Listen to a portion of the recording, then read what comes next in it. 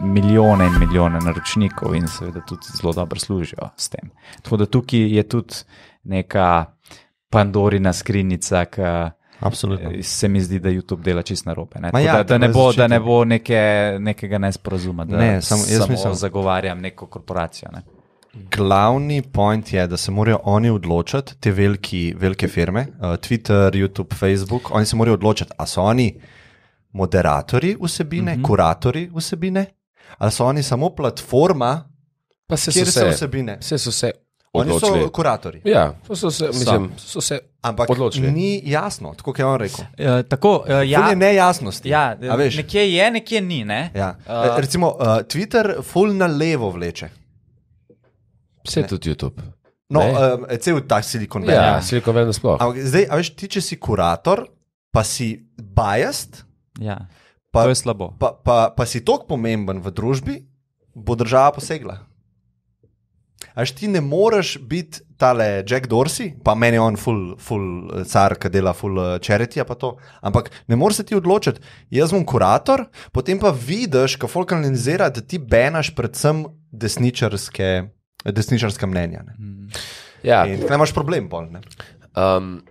Damo pa še vedno, mislim, se mi zdi, da v isti debati, ki mi se spravljamo na kogarkoli, se mi zdi zelo dober, mogoče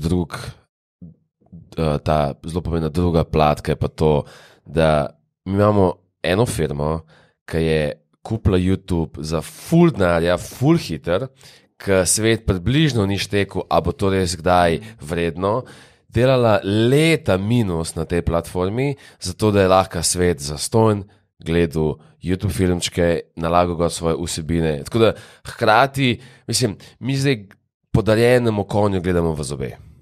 Ja, na nek način, se strinjam. Pa ne, da jih kaznuješ, ti v bistvu hočeš prihodnost zaščititi. Ja, ti ne rečeš, vi ste bad guy, ampak imate preveč moči. Enostavno vplivate na volitve, vplivate na, a veš? Itak. Se mi pa zdi nekaj zelo pomembno, ko recimo jaz kot del družbe ne delamo dovolj, da rečemo YouTubeu, da začnemo z ful hvala, da smo mi lahko vsa ta leta uporabljali YouTube, imamo pa zdaj par idej, kako se da to zboljšati. Pa tako, svaka čas za Twitter, večina ljudi, ki jih jaz poznam, ne zna voditi ekipo 5 ljudi. Mislim, jaz se spomnim, ko smo bili v srednji šoli pa na faksu, skupinski projekt s 5 ljudmi, ki je trajal 1 mesec, je bil katastrofa. In mi probamo zdaj obsojati nekoga, ki vodi pa 1000, pa 10.000 ljudi v eni organizaciji, da dela ta organizacija napake.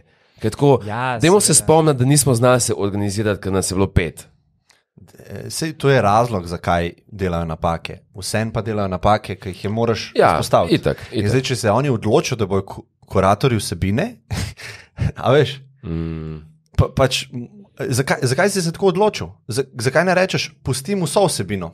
Jaz sem samo platforma, pobiram glase, briga me. Po mojemu Amerika preveč pritiska na njih. Absolutno. Ja. Veš, oni so iz vseh strani. A sta videla ta zaslišanja, ki jih ima recimo Mark Zuckerberg pred kongresom? Ja. To je joke. Aha, strani senata, ja. So nima znanja. Mislim, a si vidva predstavljata, da narediš Facebook, potem si ga uspešno voditi, zelo uspešno voditi, tako ekstremno uspešno voditi. In ti zdaj si nekdo. Če si lizard. Ja, če si kušaš. To je hec, to kaj Klemen rekel je hec, za vse tiste, ki niste zihar. Dobro, da imamo v slovenskem jeziku, ker YouTube, a veš, to pa še ful časa sploh ne bojo gledali. No in kljub temu, kdo je on ratu za to, mora odgovarjati kongresu na vprašanja. Ko mali fantek, ja. Ko mali fantek, mislim, to je bilo grozno gledati. A sta brala kaj od Ayn Rand? Ja. Atlas Shrugged nisem celo prebral, ampak vem, zakaj se gre. Mislim, svet, ona je napovedala ene stvari, ko zdaj gledam svet, kako se premika, je tako, so te principi, ki jih je ona opisala. Ti si full fan Ayn Randa? Nisem full fan. Ja, no, hočem malo zakuriti žerjavce, da se pogrejem.